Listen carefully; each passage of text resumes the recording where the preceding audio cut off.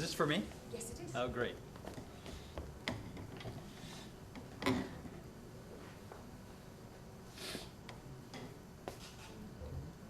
The base continues to operate normally, and as you know, continues to be a very important part of our overall effort in Afghanistan, since most of our troops transit in and out of there on their way to Afghanistan.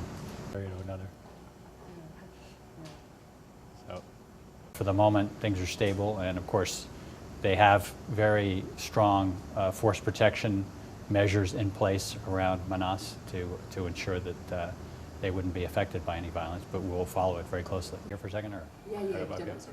Okay.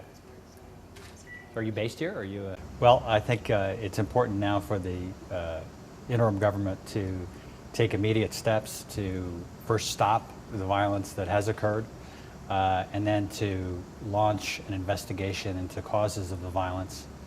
I think the violence took many of them by surprise, and in their conversations with me this morning, they told me that they were not responsible for the violence that took place, and that it was in fact the supporters of former President Bakiyev and some of what they called the narco-mafia who were here, who were responsible for the violence.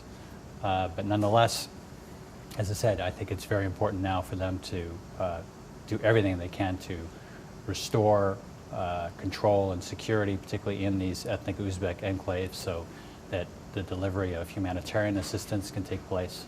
Well, we really think this is a decision for the Kyrgyz interim government to make.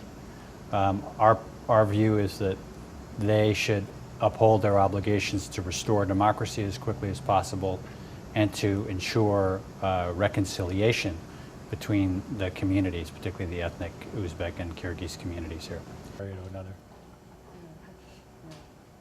So they're making every effort to try to establish their legitimacy. That's the principal purpose of the referendum, is to first make a judgment about this draft constitution, but also to approve the interim presidency of Ms. Otunbayeva.